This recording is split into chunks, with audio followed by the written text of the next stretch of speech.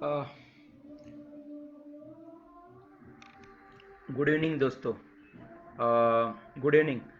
Hema Malini ji ma'am ने जो पत्र लिखा था वो पेपर में भी आया है दिल्ली के। बट दोस्तों सिर्फ दिल्ली के पेपर में नहीं आना चाहिए, समस्त भारत के पेपर में आना चाहिए। क्योंकि हमें ईपीएस 95 पेंशनर्स का मुद्दा मुख्य धारा में लाना है दोस्तों। और साथ ही साथ सिर्फ मुख्य धारा में तो लाना है। और ये क्यों मैं कह रहा हूं, इसके पीछे बहुत रीजन है दोस्तों। आप अगर भारत का पिछले 70 साल का इतिहास देखेंगे तो 70 साल के इतिहास में जिन मुद्दों को समय बर्बाद नहीं करना चाहिए था उसे समय बर्बाद किया गया, उसको बोले तो तड़का लगाया गया। जो साधारण खाने में खत्म हो सकता था उसको तड़का लगाया गया, उसे अलग से डिश बनाने की कोशिश की गई। चाहे राम मंदिर का मुद्दा रहो, चाहे हिंदू मुस्लिम के मुद्दे रहने चाहिए। ऐसे कई मुद्दे ऐसे कई मुद्दों को इतना राजनीतिक रंग देने की कोशिश की गई, इतना सब कुछ विशेष फोड़नी देने की कोशिश की गई और देश का समय बर्बाद किया गया दोस्तों। आज का जो मुद्दा है ये अभी पेंशनर्स ईपीएस 95 पेंशनर्स का 2014 में क्लियर हो जाना चाहिए था, जिसे यहां तक खींचते लाया गया है दोस्तों। और एक चीज मैं बोल रहा हूं आप लोगों को कि अभी आगे भी ये ऐसे ही आंदोलन होते रहेंगे। हमें देश के जनता को हर आंदोलन को जागृत करना है। अपने तरफ से देश की जनता ने आवाज उठानी है सरकार को, चाहे सोशल मीडिया पे, न्यूज़पेपर में या न्यूज चैनल पे। ठीक है, न्यूज चैनल सरकार डिसाइड करता है न्यूज चैनल पे कौन से न्यूज आने चाहिए, कौन से नहीं आने चाहिए। तो दोस्तों जो न्यूज़पेपर है या सोशल मीडिया है वहां पे तो भी हमें मौका दिया गया है। देखिए क्या तारीफ करे मार्क जुगरबर्ग की, क्या तारीफ करे। उन्होंने हर आदमी को बात कहने का मौका दिया है। इससे पहले क्या होता था, या तो नेता या तो अभिनेता, इन्हीं लोगों को बात करने का मौका था। जनता के ऊपर सब डिसीजन थोपे जाते थे कि उनको क्या लगता है क्या नहीं, ये सबको एक्सेप्ट निगल लेना पड़ता था। लेकिन आज जो समय आया है यहाँ पे हर इंसान को बात करने का मौका मिला है। एक सोशल मीडिया ने जो प्लेटफॉर्म दिया है लोगों तक पहुंचने का। ठीक है, हमारी पहचान ज्यादा नहीं होंगी, 100 लोग पहचानते होंगे, 50 लोग पहचानते होंगे, वो 50 लोग किसी और 50 लोगों को पहचानते होंगे। ऐसे ही करके हमें एक दूसरे को जागृत करना है दोस्तों। जो गलत है उसका वहां पे विरोध होना चाहिए और वहां पे देश के अंदर न्याय दिलाने की एक ताकत निर्माण होनी चाहिए दोस्तों, एक सजगता निर्माण होनी चाहिए दोस्तों। तो आप लोगों से यही कह रहा हूं कि ईपीएस 95 पेंशनर्स का जो मुद्दा है, जैसे हेमा मालिनी जी मैम हेमा मालिनी जी मैम जिस तरह से अपना योगदान दे रही है, उसी तरह से और बाकी के भी लोगों ने योगदान देना है। ठीक है, सेलिब्रिटी आगे नहीं आ रहे होंगे, नेता लोग आगे नहीं, तो देश की जनता ने जागृत होना है दोस्तों। अपने रोजमर्रा के जिंदगी के मुद्दों को सामने लाना है। सरकार का काम है देश के जनता को एक ही मुद्दे पे स्टिक करना, हमारा भी काम है हमारे मुद्दों को सरकार के ऊपर सामने लाके रखने का। और सरकार को और मीडिया को उनके गलतियों का यहाँ पे उनको एहसास दिलाना जरूरी है दोस्तों। इसी तरह से लोकशाही चलनी चाहिए दोस्तों। आप लोगों से भी यही बात कह रहा हूं कि ईपीएस 95 पेंशनर्स का मुद्दा आज दिल्ली के पेपर में आया है, समस्त देश के पेपरों में, समस्त राज्यों के पेपरों में आना चाहिए दोस्तों। जो कोई भी आपके पहचान के लोकल मीडिया चैनल होंगे, कहीं भी हमें देश के जनता तक अपना मुद्दा लेके जाना है। और देश की जनता को यहाँ पे समझाना पड़ेगा कि जो ये मेजोरिटी सरकार है या ये टीआरपी वाली मीडिया है, इन्हें कहीं ना कहीं तो चेंज करना पड़ेगा दोस्तों। इनको अपना जो रवैया है, आम आदमी के समस्याओं के प्रति जो रवैया है, इसे कहीं ना कहीं हमें बदलना पड़ेगा दोस्तों। तभी जाके लोकशाही जागृत होंगी दोस्तों। अभी जो कुछ चल रहा है ये हुकुमशाही है, दंडेलशाही चल रही है। चाहे पहले कांग्रेस पार्टी ने किया हो, चाहे अभी भारतीय जनता पार्टी कर रही हो, लेकिन इससे लोकशाही को जो भी सशक्तिकरण होना चाहिए था, जो नहीं हो पाया, आज हमारे को आज मैं भी लोगों तक बात अपनी पहुंचा सक रहा हूं तो मार्क जुकरबर्ग के वजह से, फेसबुक के वजह से। मेरे देश ने क्या ताकत दी है, मेरा संविधान, देश का जो संविधान है ये पूरे दुनिया के ऊपर सबसे बड़ा संविधान था। लेकिन हमारे संविधान को हमारे तक पहुंचाया नहीं गया, जिसके चलते हमारे ऊपर ये जो अन्याय, अत्याचार, ये जो शोषण हुआ है, खास करके टेक्सटाइल का। दोस्तों टेक्सटाइल के ऊपर जो शोषण हुआ है, आप लोगों को भी ये अंदाजा होना चाहिए कि किस तरह से हुआ है। मुझे नहीं पता बाकी के टेक्सटाइल में कितना पैसा मिला है लोगों को, उनको क्या तनख्वाहें दी गई है, लेकिन नांदेड़ टेक्सटाइल कॉरपोरेशन को जो तनख्वाहें दी गई, उन्हें जिस तरह से दबाने की कोशिश की गई, ये कहीं ना कहीं गलत था सरकार का। मैं कांग्रेस पार्टी से भी विनती करता हूं कि नांदेड़ टेक्सटाइल कॉरपोरेशन का जो कुछ भी हुआ है, चाहे इंटेक के द्वारा किया गया हो, चाहे चाहे टेक्सटाइल मिनिस्टर के द्वारा किया गया हो, ये सब कुछ अनजायज है, ये सब कुछ शोषण रहित है, शोषण के साथ है। ये शोषण संयुक्त हुआ है। जो कुछ भी हुआ है, इन लोगों को अपनी वाहवाह करने का मौका कभी नहीं मिलेगा, क्योंकि जो हुआ है ये शोषण है दोस्तों। यही बात मैं आप लोगों से कहना चाहता हूं कि जो कुछ भी टेक्सटाइल्स में हुआ है ये बेहद गलत और शर्मनीय हुआ है। लोगों को, केंद्र सरकार के कर्मचारियों को जो तनख्वाहें दी गई, उनका पुनर्वसन बिना किए गए, जिस तरह से ये माहौल किया गया, ये बेहद ही शर्मनाक माहौल है। इसका कहीं ना कहीं सरकार को भी अपनी गलतियों का एहसास होना चाहिए, कांग्रेस पार्टी को भी अपनी गलतियों का एहसास होना चाहिए कि लोगों के भविष्य के साथ खिलवाड़ करने का किसी को भी कोई अधिकार नहीं है दोस्तों। बेहद बुरा हुआ है। चाहे वो लोग इस केस को दबा दिए होंगे या दबाने की कोशिश कर रहे होंगे, लेकिन सरकार को मैं यहां पे मैं नरेंद्र मोदी जी से रिक्वेस्ट करता हूं, मैं भारतीय जनता पार्टी के तमाम कार्यकर्ताओं से, नेताओं से भी रिक्वेस्ट करता हूं कि इन लोगों के भविष्य को और तकलीफ मत दो, इन लोगों के साथ न्याय करो और देश में एक लोकशाही का वातावरण जो पूरी तरह से खत्म हुआ है, उस वातावरण को फिर से सुजलाम सुफलाम होने का मौका दीजिए दोस्तों। ऐसे ही कई केसेस निकलेंगे आगे चल के, बेरोजगारों का निकलेगा, नौकरियों का निकलेगा, आरक्षण का निकलेगा। आरक्षण की बात निकली है दोस्तों कि रेलवे का जो प्राइवेटाइजेशन है उसमें आरक्षण बंद करने की, जो लोगों को आरक्षण सपोर्टर है, मैं तो आरक्षण विरोधक हूं दोस्तों। क्योंकि मेरे पिताजी इतना मेंटली डिसेबल रहते समय भी उनको कोई आरक्षण नहीं मिला। उन्हें जो उनको पूरी जिंदगी उनको जिल्लतों के साथ गुजारनी पड़ी और अपने बच्चों को वैसे ही ढकेलते यहां तक लाना पड़ा। मेरे पिता को कोई आरक्षण नहीं मिला है, कभी नहीं मिला मेरे पिता को। मेंटल डिसेबल होने के बावजूद भी कोई आरक्षण नहीं मिला। उलट उनके ऊपर कानून थोपे गए कि उन्होंने ऐसी मेहनत करनी चाहिए, वैसी मेहनत करनी चाहिए, वैसा करना चाहिए, लेकिन उनको कोई कोई सपोर्ट नहीं मिला है दोस्तों। उनके पीछे कोई आदमी खड़ा नहीं था और कभी खड़ा नहीं था। उन्होंने किस तरह से जिल्लतों से जिंदगी गुजारी है यह मेरी आत्मा जानती है। सिर्फ मेरे पिता है बोलकर नहीं कह रहा हूं मैं, उनका जो देखा है वही बात कह रहा हूं। ठीक है, ऐसे कितने भगवान सिंह समाज में अंदर ही अंदर घुटते जिए होंगे, किसी के खिलाफ आवाज उठाने की उनके अंदर ताकत नहीं हुई होंगी। वो अपने ही अंदर घुटते रहे और अपने जीवन को इस तरह से व्यतीत किया। परिवार ने साथ छोड़ा, समाज ने साथ छोड़ा, जहां नौकरी करते थे वो लोगों ने साथ छोड़ा। ये सही नहीं है, जो हुआ है वो सही नहीं है। इसका पुरजोर विरोध है। इसको यहां पे न्याय देके इस विषय को लोकशाही में कन्वर्ट करना चाहिए। लोकशाही की ताकत को सशक्त करना चाहिए दोस्तों। लोकशाही को एक सशक्तिकरण देना चाहिए हम लोगों ने। आज बहुमत की सरकार है, ठीक है, टेक्सटाइल का मुद्दा उनको बड़ा नहीं लगता है, लेकिन हमको लगता है बड़ा मुद्दा। जनता को मुद्दा बड़ा लगता है। जनता को आप डिवाइड करते हो। आपने यहां पे भी ऐसे ही किया।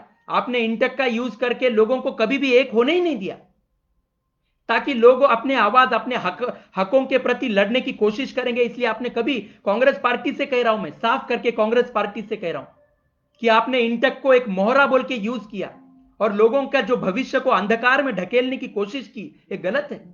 राहुल गांधी जी से भी मैं कह रहा हूं कि राहुल गांधी सर, अभी तो भी आप हम लोगों के साथ खड़े हो जाइए। हमें न्याय दिलाने के लिए आप अपनी ताकत का इस्तेमाल कीजिए राहुल सर। मुझे पता है आप 2004 से एक्टिव है, उससे पहले आप एक्टिव नहीं थे राहुल सर, मुझे अच्छी तरह से पता है। लेकिन मैं इसका मतलब ये नहीं है कि मैं आपके नाम से बिल फाड़ रहा हूं, नहीं। लेकिन 1974 में इंदिरा गांधी जी के अध्यक्षता में सेंट्रलाइजेशन इस प्रॉपर्टी का हुआ था या नहीं हुआ था?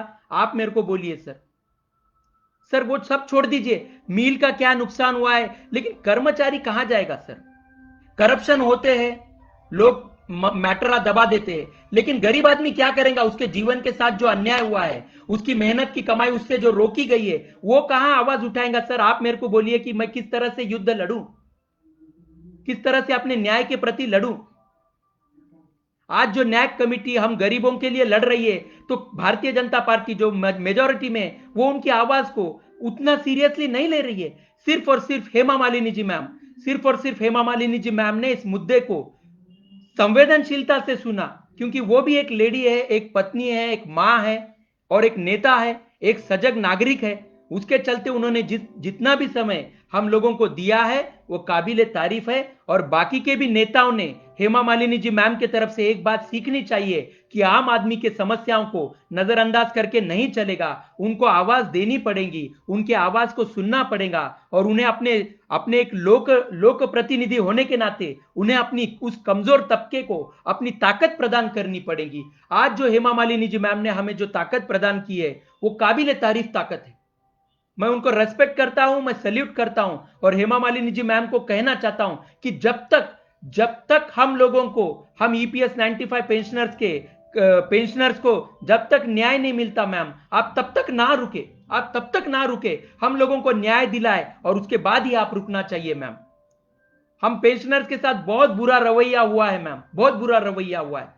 पिछले पिछले 16 सालों से हम 1,000 रुपए पेंशन ले रहे हैं मैम, लेकिन हमारे लिए किसी ने भी आवाज नहीं उठाई मैम। नैक कमिटी पिछले 6-7 सालों से जो संघर्ष कर रही है, इसकी तारीफ होनी चाहिए, इसे पूरा मान सम्मान देना चाहिए और सरकार के तरफ से नहीं, पूरे दुनिया की तरफ से ये बुजुर्ग पेंशनर्स को सम्मानित किया जाना चाहिए कि इन्होंने खुद के लिए तो लड़ा है, औरों के लिए भी ये लड़े हैं, तो इनका पूरा मान होना चाहिए। और पूरे दुनिया में ये ईपीएस 95 पेंशनर्स का ये जो नैक कमिटी ने जो मुद्दा उठाया है और इन्हें न्याय दिलाने के लिए जो अपनी ताकत से, जितनी भी ताकत बनती थी उस ताकत से ये जो लड़े हैं, संविधान के भाषा में सत्य और अहिंसा के मार्ग पे जो युद्ध इन लोगों ने लड़ा है, वो काबिले तारीफ है, इसकी प्रशंसा होनी चाहिए और इसे पूरी तरह से सामने लाना चाहिए, इसे मुख्य धारा में लाना चाहिए मैम। और मैं देश के जनता से भी आह्वान करता हूं, मैं भारतीय जनता पार्टी के कार्यकर्ताओं से भी आह्वान करता हूं, मैं कांग्रेस पार्टी के कार्यकर्ताओं से आह्वान करता हूं कि वो ये नैक कमिटी को अपनी ताकत प्रदान करे, क्योंकि वो भी समाज का हिस्सा है। आप इलेक्शन के टाइम पे भारतीय जनता पार्टी को सपोर्ट कीजिए, आप इलेक्शन के टाइम पे कांग्रेस पार्टी को सपोर्ट कीजिए, लेकिन आज आज जो जनता को जरूरत है, तो आप कार्यकर्ताओं की ताकत नेताओं को जाने की जगह इस पेंशनर्स को जानी चाहिए दोस्तों, क्योंकि वो भी समाज का हिस्सा है और आज वो गुहार लगा रहे हैं कि ये मुख्य धारा में न्यूज लाने के लिए आप अपना पूरा योगदान दीजिए, आप अपना पूरा योगदान दीजिए। और जितना कोरोना का न्यूज चल रहा है टीवी पे, उतना ही ईपीएस 95 पेंशनर्स का न्यूज चलना चाहिए, उतना ही नैक कमिटी को मीडिया में कवरेज मिलना चाहिए। हर जगह सिर्फ और सिर्फ ईपीएस 95 पेंशनर्स, नैक कमिटी आना चाहिए दोस्तों। कोरोना को थोड़ा बाजू में रखो और नैक कमिटी को और ईपीएस 95 पेंशनर्स के न्याय को आपको मुख्य धारा में लाना है दोस्तों। ये ताकत आप हमें प्रदान कीजिए। मैं देश के जनता से कह रहा हूं, आप रास्ते पे मत आइए, लेकिन घर से सरकार को मजबूर कर दीजिए कि कोरोना का विषय कुछ दिनों के लिए बाजू में रखा जाएगा और ये पेंशनर्स का मुद्दा सामने लाया जाएगा। ये आपको करना है। कई लोगों को सरकार ने खड़ा किया है कि कोरोना के न्यूज डालने के लिए। मैं उन तमाम लोगों को खदेड़ देता हूं, मैं उन तमाम लोगों को साइड में ढकेल देता हूं और सिर्फ ईपीएस 95 पेंशनर्स और उनके न्याय के प्रति देश के जनता को रिक्वेस्ट करता हूं कि 4 लोग अगर भारतीय जनता पार्टी के न्यूज फैला रहे हैं, कोरोना के न्यूज फैला रहे हैं, तो 4 लोग ईपीएस 95 पेंशनर, सिर्फ और सिर्फ ईपीएस 95 पेंशनर्स का मुद्दा मुख्य धारा में लाने के लिए हमें मदद कीजिए दोस्तों। इसी तरह से लोकशाही चलेगी, क्योंकि जनता डिसाइड करेंगी, सरकार या बड़े लोग डिसाइड नहीं करेंगे कि मुद्दे क्या चलने चाहिए देश में। कई एजुकेटेड लोगों को कोरोना के न्यूज फैलाने के लिए सरकार ने पैसे दिए हैं या अपनी ताकत प्रदान की है, मुझे नहीं पता, लेकिन वो दिन रात कोरोना के जो न्यूज़ेस डालते रहते हैं, उन लोगों को थोड़ा साइड में रख के बाकी के जनता ने सामने आना है और ईपीएस 95 पेंशनर्स को न्याय दिलाना है दोस्तों।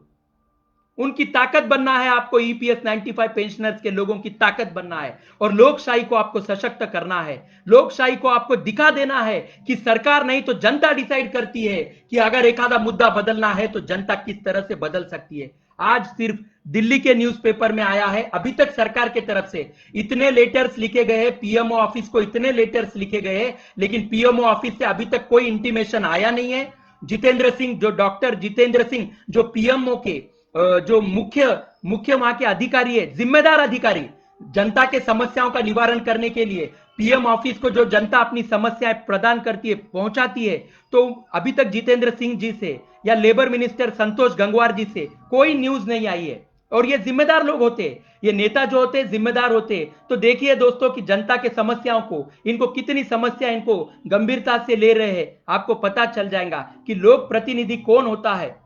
हेमा मालिनी जी मैम ने जिस तरह से कोशिश की है, मैं मैम से वापस रिक्वेस्ट कर रहा हूं, मैं बार बार रिक्वेस्ट कर रहा हूं, आप तभी दम लीजिए, आप तभी रुकिए मैम जब हमारे साथ पूरा न्याय हो जाएगा मैम, तब तक आप रुकिए मत। और आपको पूरी ताकत प्रदान करेंगे द्वारकाधीश। आप मथुरा की सांसद हो, भूल जाइए लोकशाही, भूल जाइए 2 मिनट के लिए सब कुछ। आप जिस नगरी की सांसद हो, वो द्वारकाधीश की नगरी है। द्वारकाधीश, आपको पता है कि महाभारत के जो वहां के ये थे, तो उन्होंने भी अपने आप को सपोर्ट ये नहीं किया है। तो उन्होंने जनता की बातें, आपको समझना चाहिए मैम कि आप द्वारका से, आप हो मथुरा से, और द्वारकाधीश ने वहां पे जो कानून लागू किया है, आपको वो ताकत प्रदान की गई है मैम। आप हमें न्याय दिला दीजिए, पेंशनर्स को न्याय दिलाने को ताकत आपको द्वारकाधीश प्रदान करेंगे मैम। आप और सांसद को लीजिए, आप किरण खेर मैम को लीजिए, आप जया बच्चन मैम को लीजिए, आप और जो कोई भी है, सनी देओल जी को लीजिए, और कोई भी लोग आपके साथ आएंगे, उन तमाम लोगों को, जावेद अख्तर जी से मदद लीजिए, सलीम खान सर से। लेकिन सरकार को आप दिन रात मजबूर कर दीजिए कि कोरोना की न्यूज बाजू में जाएंगी और ईपीएस 95 पेंशनर्स की न्यूज मुख्य धारा में आनी चाहिए, और यहां पे न्याय होना चाहिए मैम पेंशनर्स के साथ। यही मैं आपसे रिक्वेस्ट कह रहा हूं, और नैक कमिटी को पूरी ताकत प्रदान करनी चाहिए देश की जनता ने।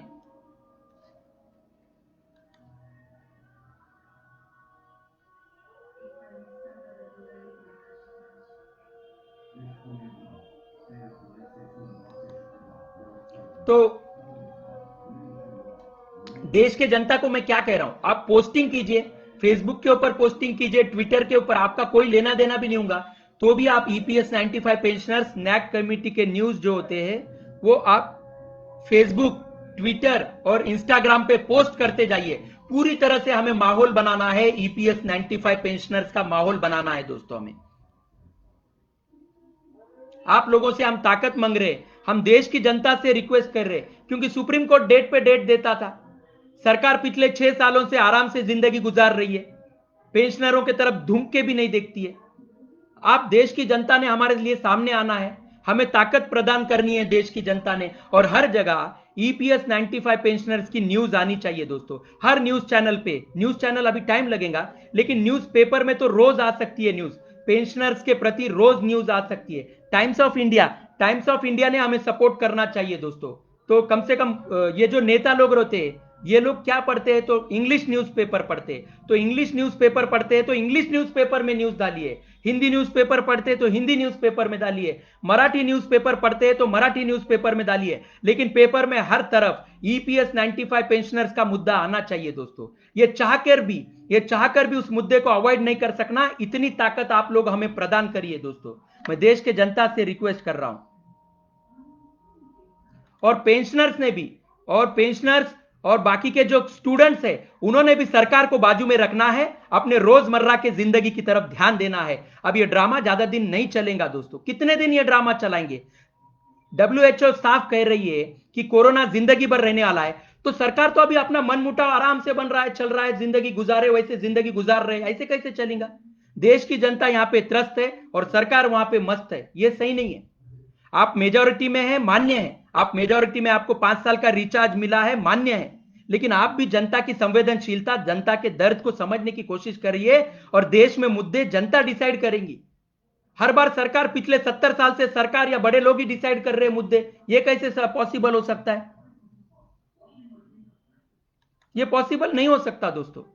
अभी आपको रोजमर्रा की जिंदगी शुरू करनी है, जीवन को ऐसा समय दीजिए कि दिवाली आ चुकी है। ये कोरोना ने हमारे जीवन में एक दिवाली लाई है। दिवाली के पहले हम जैसे क्लीनिंग करते हैं, हम अपने घर की, दुकानों की, ऑफिसेस की जो क्लीनिंग करते हैं दिवाली के टाइम पे, दशहरे के टाइम पे, वैसे ही कोरोना ने माहौल लाया था। हमें हमारा घर, हमारे अंदर की आत्मा को धोने का मौका मिला था। सबने अपने अंतर आत्मा को धो लिया होगा, मैं आशा करता हूं कि सबकी आत्मा धोई गई है, और आप अपने रोजमर्रा की जिंदगी, अपने जीवन को और अपने देश की प्रगति, अपने देश का जीडीपी कैसा बढ़ाना है, अपने देश को कैसे सशक्त करना है, अपने देश की लोकशाही कैसे सशक्त करनी है, देश में से करप्शन कैसे बंद करना है, और देश के बच्चों को कैसा अच्छा भविष्य देना है, और ज्येष्ठ नागरिकों को किस तरह से सम्मानित करना है। अब इसी के ऊपर हमारे देश के जनता का अब ध्यान रहना चाहिए। अब कोरोना को आपको बाजू में रखना है, अपने जीवन को आगे व्यतीत करना है। मुख्य धारा की न्यूज में हमारे रोजमर्रा के जिंदगी के न्यूज आने चाहिए, क्योंकि सरकार मस्त है, जनता त्रस्त है।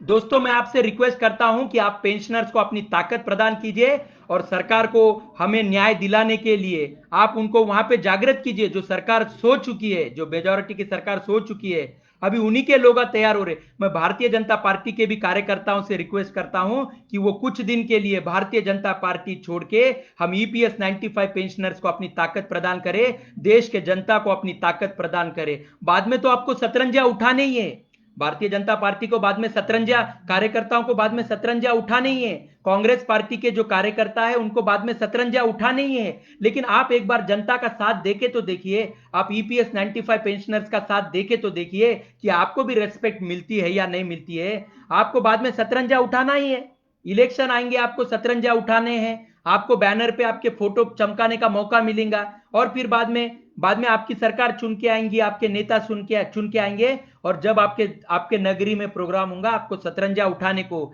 पानी के बोतलें लाने को और नेताओं को आगे पीछे करने को आपको मौका प्रदान किया जाएगा दोस्तों। लेकिन कभी तो भी आप देश के जनता को अपनी ताकत प्रदान कीजिए, ये ईपीएस 95 पेंशनर्स को आप अपनी ताकत प्रदान कीजिए, इस मुद्दे को और ज्वलंत कीजिए और जल्द से जल्द इन पेंशनर्स को और इस देश के लोकशाही को जिताने का काम कीजिए दोस्तों। देश के जनता को यहां पे आपकी जरूरत है, ये बूढ़े बुजुर्ग पेंशनर्स को, इस कमजोर तबके को आपकी जरूरत है दोस्तों। आप सामने आइए और देश के जनता को न्याय दिलाइए दोस्तों, यही बात कह रहा हूं। जैसे हेमा मालिनी जी मैम अपनी कोशिश कर रही है, उसी तरह से आपको कोशिश करना है। आप अपने तरफ से क्या कर सकते हो, आपका कोई भी लेना देना नहीं है ईपीएस 95 पेंशनर से, लेकिन संवेदनशीलता, लोकशाही या मानवता के नाते वो अपने ही देश के हिस्सा है, वो जो पेंशनर्स है अपने ही देश के हिस्सा है, उन्होंने इस देश के अर्थव्यवस्था में अपना योगदान दिया है, इस देश के जीडीपी में अपने जीवन के 30 साल 35 साल अपने परिवार के अपने तकलीफों को नजरअंदाज करते हुए अपना जीवन व्यतीत किया है वहां पे दोस्तों। और उनको आज आपको ताकत प्रदान करनी है। आपको आज जीडीपी का हिस्सा सरकार जो अपने प्रॉफिट का हिस्सा सोचती है, आज आपको देश के जनता के प्रॉफिट का हिस्सा सोचना है दोस्तों। आपको उन्हें ताकत प्रदान करनी है। मैं देश के जनता से रिक्वेस्ट करता हूं, आप फेसबुक पे हो, आप पेंशनर्स की न्यूज पोस्ट कीजिए, आप इंस्टाग्राम पे हो, पेंशनर्स की न्यूज पोस्ट कीजिए, आप ट्विटर पे हो, फेसबुक की न्यूज, ईपीएस 95 पेंशनर्स की न्यूज पोस्ट कीजिए, आप पेपर, आप राइटर हो, आप आर्टिकल्स लिखिए, आप न्यूज़पेपर में हो, आप न्यूज़पेपर में आर्टिकल लिखिए, आप जहां कहीं भी हो, जो कुछ भी हो, आप पेंशनर्स के प्रति आप अपना योगदान दीजिए। मैं देश के जनता को रिक्वेस्ट करता हूं, 125 करोड़ जनता में से कम 5 से 6 करोड़ लोग तो भी हमारे साथ खड़े होने चाहिए दोस्तों। हम 65 लाख पेंशनर्स के साथ आप 5 करोड़ भी अगर जनता खड़ी हो जाती है तो यहां पे एक सशक्तिकरण होगा, एक लोकशाही का सशक्तिकरण होगा, और मेजॉरिटी सरकार को अपने गलतियों का एहसास होगा, मीडिया को अपने गलतियों का एहसास होगा, विपक्ष पार्टियों को अपने गलतियों का एहसास होगा कि वो जनता के लिए नहीं तो अपने लिए काम कर रहे थे, अभी उन्हें जनता के लिए काम करने का मौका मिला है। आप अपने मुद्दों को बाजू में रखिए, जनता के मुद्दों को सामने रखिए, क्योंकि उनका जीवन जिस तकलीफों से गुजरा है आप उसे नजरअंदाज नहीं कर सकते, आप उसे छुपा नहीं सकते। आपको उसे मीडिया कवरेज देना चाहिए था, आपने उन्हें न्याय करना चाहिए था। जिस मुद्दों को आपने सदियों से पेंडिंग रखा है, उस मुद्दों को आपको अब छुपाने का और मौका नहीं है। कहीं ना कहीं देश की जनता आपको यह सवाल पूछेगी कि आपने ये मुद्दों को दबाने की कोशिश क्यों की, ये पेंशनरों का मुद्दा क्यों छुपाया गया। तो आप लोगों से मैं रिक्वेस्ट कर रहा हूं कि आप लोग किस तरह से हमें ताकत प्रदान कर सकते हैं, आप हमें ताकत प्रदान कीजिए। देश की जनता से मैं रिक्वेस्ट कर रहा हूं दोस्तों। पीएमओ, मैं आपसे पूछ रहा हूं कि पीएमओ को हम इतने लेटर्स लिखते हैं, पीएमओ को हम इतना पेपर में लिखते हैं, पीएमओ ऑफिस से अभी तक क्यों भी जिम्मेदारी का क्यों ये नहीं है, पीएमओ ऑफिस से अभी तक क्यों परिपत्रक नहीं आ रहा है, पेंशनर्स को कुछ रिव्यू क्यों नहीं आ रहे पीएमओ ऑफिस से। पीएमओ ऑफिस क्या गैर जिम्मेदार है? और अगर ऐसा ऑफिस होगा, अगर जितेंद्र सिंह सर ऐसे नजरअंदाज करेंगे या लेबर मिनिस्टर संतोष गंगवार जी इतने बड़े आंदोलन को नजरअंदाज करेंगे तो देश की सरकार कैसे चल रही है, आप मेरे को बताइए सर। मैं संतोष गंगवार जी से पूछता हूं, मैं जितेंद्र सिंह सर से पूछता हूं कि आप किस तरह से पीएमओ ऑफिस चलाते हैं सर, मेरे को आप बताइए सर। कितने दिनों से लोग आपको लिख रहे हैं, सिर्फ लोग ही आपको लिख रहे हैं, आप तो लोगों के लिए कुछ लिख नहीं रहे हो, रिटर्न में आप कुछ। मैं खुद पर्सनल 3 लेटर भेजा हूं दोस्तों, मैंने स्पीड पोस्ट किए थे 3 लेटर पीएमओ ऑफिस को, अभी तक मेरे को कोई रिटर्न में जानकारी नहीं आई है, पीएमओ ऑफिस से कोई रिटर्न मैसेज नहीं आया है मेरे को दोस्तों। किस तरह से पीएमओ ऑफिस चलाया जा रहा है? क्या मेजोरिटी की सरकार रहे बाद ऐसे ही चलेगा? ये अच्छी बात नहीं है मोदी जी, आपसे बहुत मोदी जी आपसे बहुत उम्मीद थी, लोकशाही को आप सशक्त करेंगे, इसके लिए मेरे को आपसे बहुत उम्मीद थी, लेकिन आप ऐसे मुद्दों को प्रायोरिटी नहीं देते हो, इसलिए मेरे को बहुत बुरा लग रहा है। गरीब जनता के मुद्दों को आप प्रायोरिटी नहीं देते हो, मेरे को बहुत बुरा लग रहा है मोदी जी। आपसे बिल्कुल उम्मीद नहीं थी। जो काम कांग्रेस पार्टी ने किया वही काम आप भी कर रहे हो सर। अच्छी बात नहीं है। जिस तरह से आप गरीब पेंशनर्स का मुद्दा सीरियसली नहीं ले रहे हो, ये अच्छी बात नहीं है मोदी जी।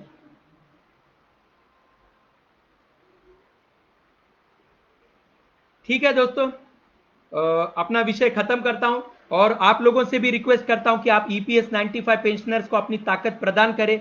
देश के 125 करोड़ लोगों से मैं रिक्वेस्ट करता हूं, भारतीय जनता पार्टी के कार्यकर्ताओं से रिक्वेस्ट करता हूं, कांग्रेस पार्टी के कार्यकर्ताओं से रिक्वेस्ट करता हूं, समाजवादी पार्टी के कार्यकर्ताओं से रिक्वेस्ट करता हूं, बहुजन समाज पार्टी के कार्यकर्ताओं से रिक्वेस्ट करता हूं, महाराष्ट्र नवनिर्माण सेना के कार्यकर्ताओं से रिक्वेस्ट करता हूं, वंचित बहुजन आघाड़ी के कार्यकर्ताओं से रिक्वेस्ट करता हूं, उसके बाद में शिवसेना के कार्यकर्ताओं से रिक्वेस्ट करता हूं कि आप कुछ दिन के लिए शतरंजिया उठाना रुका दीजिए, अपने नेताओं से बात करना रुका दीजिए और ईपीएस 95 पेंशनर्स को अपनी ताकत प्रदान कीजिए, क्योंकि हमको यह मुद्दा मुख्य धारा में लाना है। हमें सरकार को अपनी गलतियों का एहसास करवाना है और जल्द से जल्द इन पेंशनर्स को न्याय दिलाना है। दोस्तों, आपको बाद में शतरंजिया उठाने का मौका मिलेगा, आपके नेताओं के साथ फोटो खींचने का मौका मिलेगा, आपको बैनरों पे फोटो डालने का मौका मिलेगा दोस्तों, लेकिन आज तो भी आप ऑफ इलेक्शन तो भी आप देश के जनता को मौका दीजिए, आप उनके दर्द को समझने की कोशिश कीजिए, आप उन्हें न्याय दिलाने के लिए अपनी ताकत प्रदान कीजिए, अपने वोट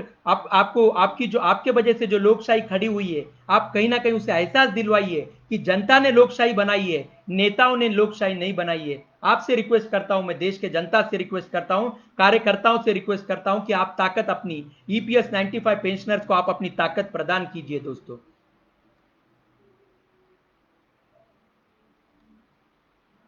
आप आप कुछ भी कीजिए, देश की जनता कुछ भी, मुझे पता है देश की जनता कुछ भी कर सकती है, ताकत है देश के जनता के पास।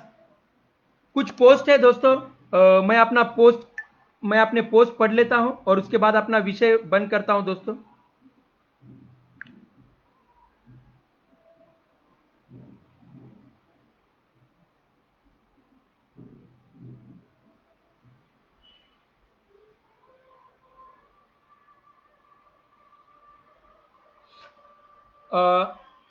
अपने अपने हक के लिए आपको लड़ना जरूर चाहिए, चाहे आप कितने भी कमजोर क्यों ना हो। दोस्तों, हक बोले तो क्या है, मेहनत की कमाई है दोस्तों। क्या क्या नहीं गया जीवन में, क्या नहीं गया। मेरे पिता को तो मैंने देखा है, क्या नहीं गया। कभी कभी लगता है मैं उनका दोस्त बन के पैदा होता तो बहुत अच्छा होता था। ऐसे कितने भगवान सिंह देश में घूम रहे होंगे जिनको मेंटल तकलीफ है, फिर भी वो मेंटल तकलीफ होने के बावजूद भी अपने परिवार का गुजरान करने के लिए लोगों ने कहा कि मेहनत करना पड़ता है, मशक्कत करना पड़ता है, तो उन्हें बताया गया कि मेहनत मशक्कत करनी पड़ती है, तो उन्होंने मेहनत मशक्कत के लिए इस मील को ज्वाइन किया था, नौकरी ज्वाइन की थी। केंद्र सरकार की मील थी दोस्तों, केंद्र सरकार की मील होने के बावजूद उन्हें टुटपुंजी तनख्वाह दी गई, उन्हें इतनी कम तनख्वाह दी गई कि उनका खुद का गुजारा नहीं हो सकता था, वो अपने बच्चों का गुजारा कैसे कर सकते थे दोस्तों। तो हमें बात बात पे बताया गया कि तुम्हें घर दिए गए, इतना किराया तुम बाहर भरते तो कैसा चलता था, ताकि तुम तनख्वाह मांगने नहीं चाहिए, ताकि तुम अपने केंद्र सरकार की तनख्वाह मांगने नहीं चाहिए, इसलिए ऐसे ढोस दिए गए और हमारे जैसे गरीब पेंशनर लोगों को दबाते गया, दबाते गए और हमारे 2 पीढ़ियों को यहां तक ढकेलते लाया गया। दोस्तों, रोना आता है दोस्तों, रोना आता है, बहुत रोना आता है, आत्मा रोती है, दिमाग नहीं रो रहा है, आत्मा रो रही है। अपने हक के लिए आपको लड़ना जरूर चाहिए, चाहे आप कितने भी कमजोर क्यों ना हो। हक क्या है दोस्तों, 2 पीढ़ियों का तकलीफ है। बाप दादाओं की जायदाद नहीं मिली, मेहनत के तनख्वाह को रुकाया गया, रिटायरमेंट होने के बाद में महंगाई सबके लिए बढ़ाई गई, लेकिन ये पेंशनर्स को रुका दिया गया। सबकी सबकी तनख्वाह, छठा वेतन लागू, सातवां वेतन लागू, केंद्र सरकार के पेंशनर को छठा वेतन लागू, सातवां वेतन लागू। देश में ऐसे बहुत लोग हैं जिन्हें 2-2 पेंशन मिल रहे हैं। देश में ऐसे कई लोग हैं, माननीय लोग हैं जिन्हें 2-2 पेंशन मिलते। किस हक पे आप 2-2 पेंशन लेके देश को डुबा रहे हो। जो लोग 2-2 पेंशन ले रहे हैं वो देश को डुबा रहे हैं। यहां एक एक पेंशन मेहनत की दी नहीं जा रही है, महंगाई के हिसाब से दी नहीं जा रही है, लोग 2-2 पेंशन ले रहे हैं। शर्म नहीं आती देश को डुबाने को आप लोगों को। सच सच बताओ, कितने लोगों को दो दो पेंशन है? किसी भी पोस्ट पे रहने दो, सर्वोच्च पोस्ट पे रहने दो, आमदार रहने दो, मंत्री रहने दो, खासदार रहने दो दो पेंशन कैसे ले सकते हो? आप देश को डुबा रहे हो। इस देश के साथ छल कपट हो रहा है दो दो पेंशन लेके आप लोगों के द्वारा। यहां हमारे को मेहनत की एक पेंशन नहीं मिल रही है। यहां हमारे को मेहनत की एक पेंशन नहीं मिल रही है ईपीएस 95 पेंशनर्स को, और आप लोग दो दो पेंशन कैसे ले सकते हो? और देश का कानून आपको दो दो पेंशन कैसे दे सकता है? आप कोई भी पोस्ट पे रहने दो जी, आप दुनिया के किसी भी सर्वोच्च पोस्ट पे रहने दो, आपको दो दो पेंशन लेने का अधिकार किसने दिया? बहुत नीच काम हुआ है इस देश में। किसी को पूरा पूरा बटोर दिया जाता है, किसी को पूरा दिल खोल के दिया जाता है, और किसी के खून खून ही नहीं, उसके हड्डियां चूस लिए जाते हैं, हड्डियां चबाना बाकी रह गया है। इस प्रशासन के द्वारा हमारे हड्डियां चूस के नहीं, हमारे हड्डियां दांतों से फोड़ के खाने का बाकी रह गया है। एक को दो दो पेंशन देते हो, तीन तीन पेंशन देते हो, करोड़ों, और एक के मेहनत की तनख्वाह रोक के रखते हो, जिंदगी भर उसको जिल्लतों की जिंदगी देते हो, और फिर रिटायर होने के बाद में भी उसको मेहनत की महंगाई के हिसाब से पेंशन नहीं दे सकते। आप लोगों के कानून को शर्म है? ये संविधान बाबा साहेब अंबेडकर जी ने नहीं बनाया था। शोषण के खिलाफ थे बाबा साहेब अंबेडकर, शोषण के खिलाफ थे महात्मा गांधी। जिस महात्मा गांधी को आप जयंती को सेलिब्रेट करने जाते हो, हार डालते हो, उनके कोट पढ़ के बताते हो, उनके पोस्ट पढ़ के बताते हो। मैं एक कोट पूछना चाहता हूं, क्या कांग्रेस पार्टी यहां पे जवाब दे सकती है?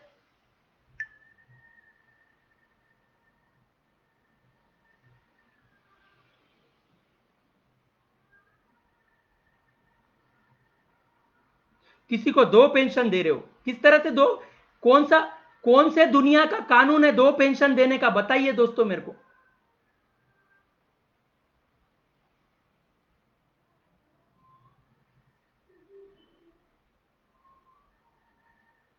ठीक है, पति पति पत्नी नौकरी के ऊपर होंगे, दो पेंशन ठीक है, लेकिन एक ही आदमी को दो पेंशन, ये मुद्दा, ये कितने सालों से खून चूसा जा रहा है इस देश का।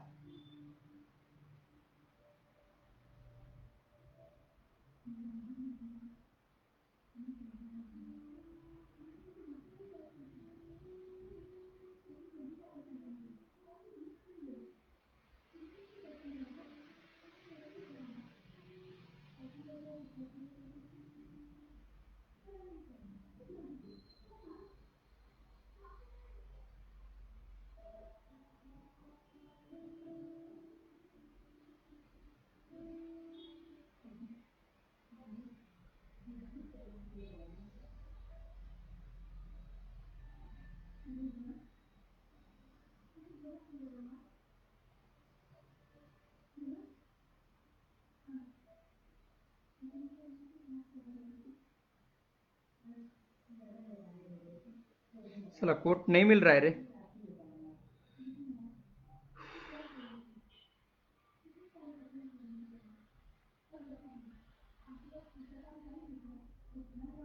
मैं मैं श्री नरेंद्र मोदी जी से रिक्वेस्ट करता हूं, एक ही इंसान, जो भी एक इंसान को दो पेंशन मिल रहे हैं, वो एक पेंशन बंद होनी चाहिए। अगर अगर एक एक इंसान है, उसको दो पेंशन, उसी इंसान के नाम से दो पेंशन कैसे दे सकते हो आप? उसी इंसान के नाम पे दो पेंशन कैसे मिल सकती है? दो जन नौकरियां की है क्या? पति पत्नी ने नौकरी की वाली है, तब आप दो पेंशन दे रहे हो क्या? वो एक्सेप्टेड है। पति नौकरी पे है, पत्नी नौकरी पे है, दोनों रिटायर हुए, 35 साल 30 साल नौकरी की है, उनको पेंशन दे रहे हो, एक्सेप्टेड है। पति मर गया, पत्नी के नाम पे पति की पेंशन ट्रांसफर हो गई, खुद पत्नी की पेंशन है, वो भी एक्सेप्टेड है। पत्नी मर गई, पति के नाम पे पेंशन है, पत्नी के नाम पे पेंशन है, वो पति को दोनों भी पेंशन दे रहे हो, वो एक्सेप्टेड है। लेकिन एक ही इंसान को दो पेंशन कैसे मिल सकते हैं दोस्तों?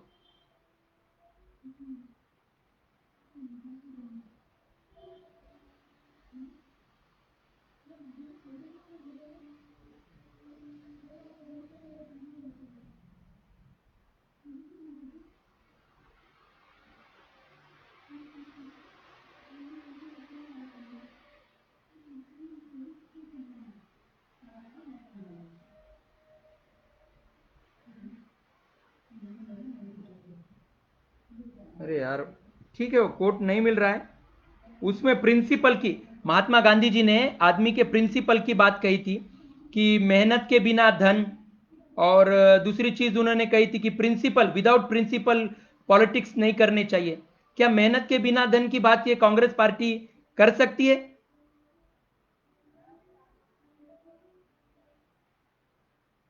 ये सही नहीं है।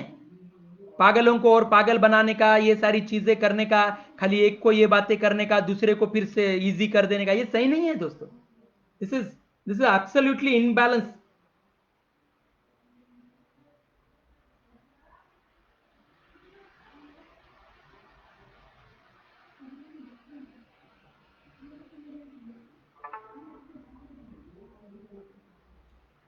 ठीक है, वो पोस्ट नहीं मिल रहा है, तो मैं मोदी जी से भी रिक्वेस्ट कर रहा हूं, देखिए, किसी इंसान को दो दो पेंशन देते हो, तीन तीन पेंशन देते हो, नेताओं को, आमदार खासदारों को कितने पेंशन देते हो, और गरीब अपने अपने हक की कमाई मांग रहा है तो आपको इतना समय लग रहा है, इतने नाटक चल रहे हैं, इतना बड़ा प्रोसेस है आपका पेंशन देने का लोगों को।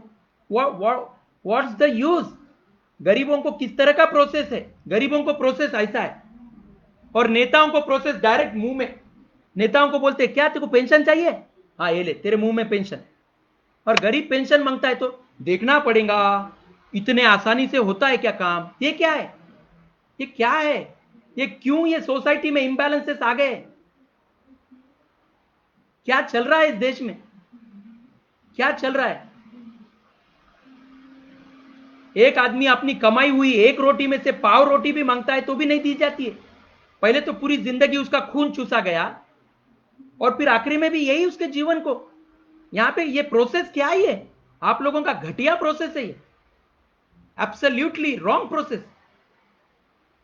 बेचारे गरीब लोगों ने देश में ईमानदारी से जीना खत्म हो गया है। मत उम्मीद करो फिर देश के जनता को लोकशाही सशक्त करेंगे, फिर 15 अगस्त को जो भाषण देते हो, मैं नहीं होना, मत कीजिए भाषण मोदी जी, बिल्कुल 15 अगस्त को मैं रिक्वेस्ट करता हूं, मत कीजिए। अगर आप लोकशाही की जीत नहीं कर सकते तो आप भाषण भी मत कीजिए, कोई सुनने वाला नहीं है आपका भाषण। 65 लाख परिवार तो सुनने नहीं वाले। किस तरह से लोकशाही चला रहे हो आप? मेजोरिटी सरकार है। पहले 2014-13 में आपके प्रकाश जावड़ेकर जी ने हमसे कहा था कि तुम लोगों के साथ अन्याय हुआ है। जैसे ही 2014 में आपको हमारी सरकार आती है तो विद इन 3 महीने 90 दिन के अंदर हम आपको जस्टिस करेंगे, ये प्रकाश जावड़ेकर जी ने जो कहा था, कहां गए वो 3 महीने? 7 साल हो रहे, अभी भी आपको प्रोसेस प्रोसेस प्रोसेस ही चल रहा है। क्यों उन पेंशनर को कह क्यों नहीं देते, नहीं करना है मर जाओ, आपको ऐसे ही मरना है, कह दो, हमारी मेहनत की कमाई भी खा जाओ। एक को दो दो तीन तीन पेंशन देते हो, सिर्फ आप ही के परिवार है, दूसरों के परिवार नहीं है, उनकी मेहनत नहीं है, उनका जीवन का संघर्ष, उनका बलिदान कुछ भी नहीं है। एक इंसान को 2 पेंशन देते हो, 3 पेंशन देते हो, और गरीब आदमी को उसके मेहनत का एक भी पेंशन महंगाई के हिसाब से नहीं है। अब आंखें खुल रही है कि मिनिमम मेहनताना इतना होना चाहिए। इतने सालों से क्यों नहीं समझा मिनिमम मेहनताना कितना चाहिए? मिनिमम अकाउंट बैलेंस, बैंक में मिनिमम अकाउंट बैलेंस आप तय कर सकते हो, तो लोगों की मिनिमम पेंशन आप क्यों नहीं तय करें? अकाउंट बैलेंस मिनिमम 3,000 करते हो, गरीब आदमी को बोलते हो कि पेंशन 1,000 ले। सर आपका एक दिन का, मैं तमाम आमदार खासदार मिनिस्टर से पूछना चाहता हूं, आपका एक दिन का खर्चा तो भी 1,000 रुपए होगा क्या? आप लोग महीने की कमाई 1,000 में गुजरान करके दिखा सकते हो क्या? आपको आपको घर का किराया भरना पड़ता है, लाइट बिल भरना पड़ता है, आपको बंगलों की, सरकारी बंगलों की, आपको गाड़ी का पेट्रोल भरना पड़ता है। मैं जानता हूं मंत्रियों को भी बहुत खर्चे होते हैं, उनको भी बच्चों को फॉरेन में पढ़ाई करवानी पड़ती है, उनको भी अपने बच्चों का राजनीतिक करियर शुरू करना पड़ता है, सब कुछ करना पड़ता है आप लोगों को भी। मैं आपके खिलाफ नहीं हूं, आपके परिवार के खिलाफ नहीं हूं, लेकिन दोस्त, मैं तमाम मिनिस्टर से, खासदार से, आमदारों से पूछना चाहता हूं, दोस्तों हमने क्या मांग की है? हमने ऐसी क्या मांग की थी जो आपको इतना प्रोसेस लंबा करना पड़ा? आप लोग अपने न्यूज, अपना सब कुछ आप तुरंत करवा लेते हो, और गरीब पेंशनर्स को, गरीबों को आप दबा के रखते हो। न्याय के लिए दबा के रखते हो, उनके हकों के लिए दबा के रखते हो। चलो मर गया तो मर गया, लड़ते लड़ते मर गया तो मर गया, फिर वो भी दबा दिया जाएगा। मैं देश के जनता से पूछ रहा हूं, आपकी एकजुट, आपके अंदर यूनिटी नहीं है, इसके वजह से ये ऐसे गलत रणनीतियां हो जाते। आप लोगों की ताकत जनता को मिलनी चाहिए। जनता की ताकत नेताओं को जितनी मिलती है, जनता की ताकत जनता को कब मिलेंगी? कब जनता की ताकत जनता को मिलेंगी दोस्तों? आप नेताओं को बनाते, पंतप्रधान बनाते, मुख्यमंत्री बनाते हो, खासदार बनाते हो, आमदार बनाते हो, पेंशनरों को उनके हक कब दिलाओगे आप? किसानों को उनका आगे कैसे लेके जाओगे? बेरोजगारों को आगे कैसे लेके जाओगे? सरकार नहीं आएंगी सुनने को, क्योंकि जनता डिवाइड है। जनता नेता को सुनती है, जनता को नहीं सुनती है। जनता नेता को सुनती है, जनता को जनता नहीं सुनती है, जिसके चलते ये सब गलत चीजें होती है।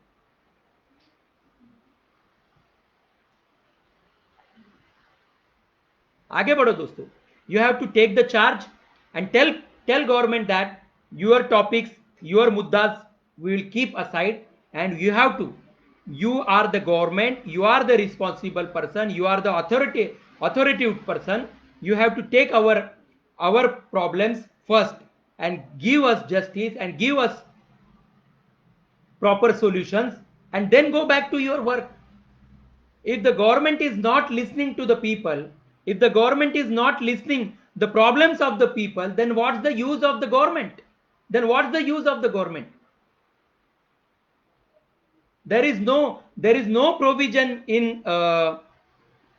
assembly that people are doing protest.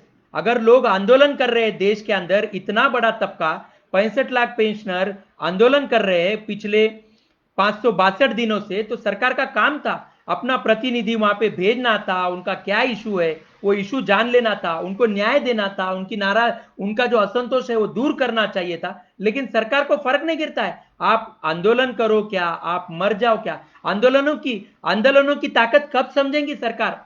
अरे ये तो मौका रहता है सरकार को जनता का विश्वास जीतने का, लोकशाही को सशक्त करने का, सरकार को अपने गलतियों को एहसास करने का, अपने गलतियों में से सीखने का यह मौका रहता है कि देश की जनता आंदोलन कर रही है। सरकार के आमदारों का, खासदारों का यह काम है कि वो आंदोलनों को सरकार तक पहुंचाए, पंतप्रधान तक पहुंचाए, मिनिस्ट्री तक, अथॉरिटी एसोसिएटेड मिनिस्ट्री तक वो पहुंचाए कि देखो भाई देश में इतना बड़ा आंदोलन चल रहा है और जनता हमारे से नाराज है, हमें उनकी नाराजगी समझनी चाहिए, उनका असंतोष, उनकी तकलीफ, उनकी पीड़ाएं समझनी चाहिए। अरे जनता की तकलीफ आप नहीं समझ सकते, जनता की पीड़ाएं आप समझ नहीं सकते, आप किस तरह की सरकार चला रहे हो? आप लोकशाही चला रहे हो क्या? यह सबसे बड़ा सवाल वहां पे उपस्थित हो रहा है दोस्तों। जनता के नाराजगी में से आपको सीखना पड़ेगा, तभी आप एक सशक्त सरकार दे सकते हो। 5 साल सशक्त सरकार देना है तो जनता को समझना पड़ेगा, जनता के दर्द को समझना पड़ेगा, जनता के ऊपर हो रहे अन्याय को, शोषण को आपको समझना पड़ेगा, तब जाकर वो बात आएंगी दोस्तों, तब तक वो बात नहीं आएंगी। मीडिया ने गरीबों को कब ताकत प्रदान करेंगी? एक देश का मीडिया जिस तरह से नेताओं को, मंत्रियों को, आमदारों को, खासदारों को, अभिनेताओं को, सेलिब्रिटीज को, बड़े बड़े वीआईपी लोगों को जो मीडिया कवरेज देता है, गरीबों को इतने बड़े तकलीफ को, इतने बड़े शोषण को कब कवरेज देगा मीडिया?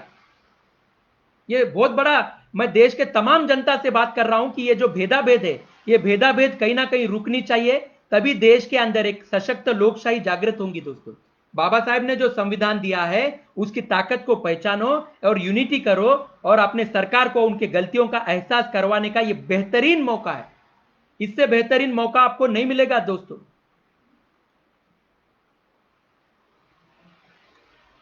हम नैक कमेटी के दर्द को समझे, उनके संघर्ष को समझे और देश के जनता को ताकत प्रदान करें, उन पेंशनर्स को वो ताकत प्रदान करें।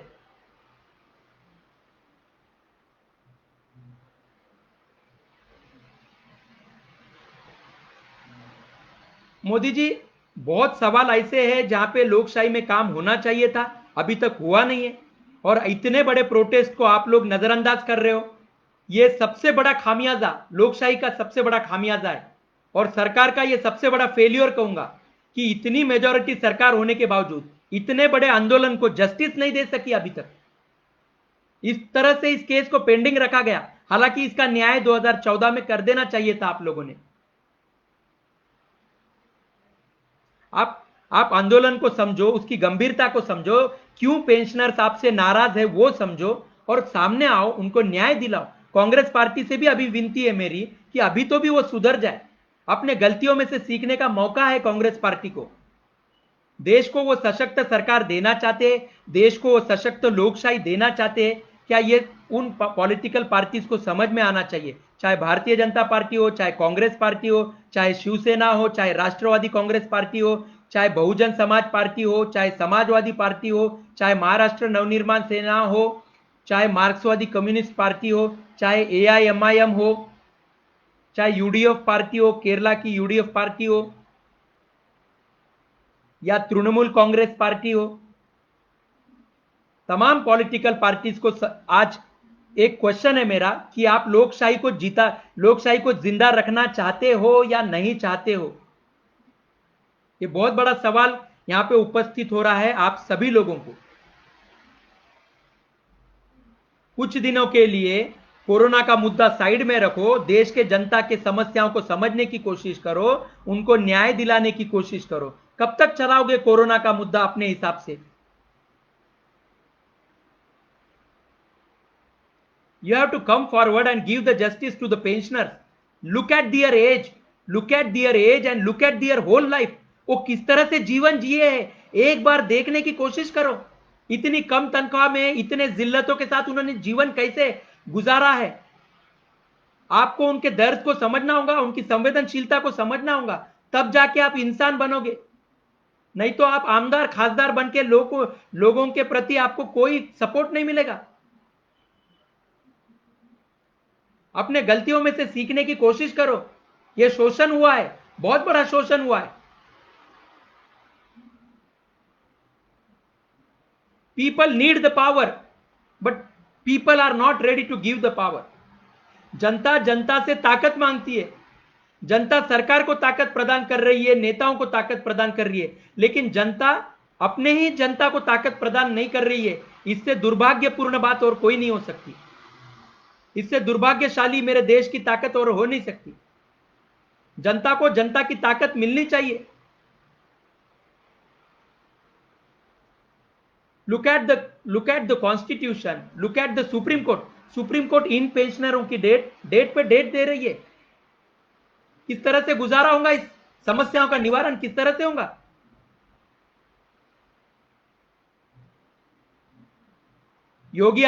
योगी आदित्यनाथ जी को प्रदीप श्रीवास्तव सर ने लेटर लिखा है। क्या योगी आदित्यनाथ जी के द्वारा उस पत्र का उत्तर आएगा? क्या स्मृति ईरानी जी जो केंद्रीय मंत्री है, वो इतनी जिम्मेदार मंत्री है, उनको भी लेटर लिखा गया है। क्या स्मृति ईरानी जी उस लेटर का आंसर करेंगी? क्या जो पीएमओ ऑफिस को इतने सारे हजारों लेटर्स लिखे गए, क्या पीएमओ ऑफिस से लेटर का आंसर आएगा? क्या पीएमओ ऑफिस जागृत है? क्या देश की जनता उनसे कुछ समस्या पूछ रही है? आपने लॉकडाउन किया है, देश बंद किया है, तो जनता अपने घरों से सवाल पूछ रही है, लेकिन आपको आंसर नहीं करना है। क्या पीएमओ ऑफिस से आंसर आएगा? क्या पेंशनर के सवालों का? क्या लेबर मिनिस्टर टीवी पे सामने आएंगे? क्या कई सवालत है। आप देखिए आप किस तरह से देश चला रहे हैं।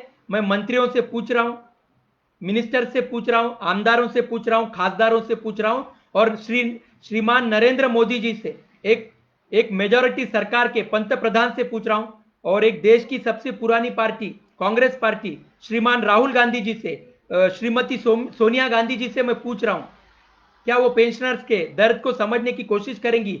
उनके ऊपर हुए अन्याय को न्याय दिलाने की कोशिश करेंगी क्या? ठीक है। जय हिंद, जय भारत। जय हिंद, जय भारत। ज्येष्ठ भारत, श्रेष्ठ भारत। ज्येष्ठ भारत, श्रेष्ठ भारत। नैक कमिटी जिंदाबाद, नैक कमिटी जिंदाबाद। सत्यमेव जयते, सत्यमेव जयते।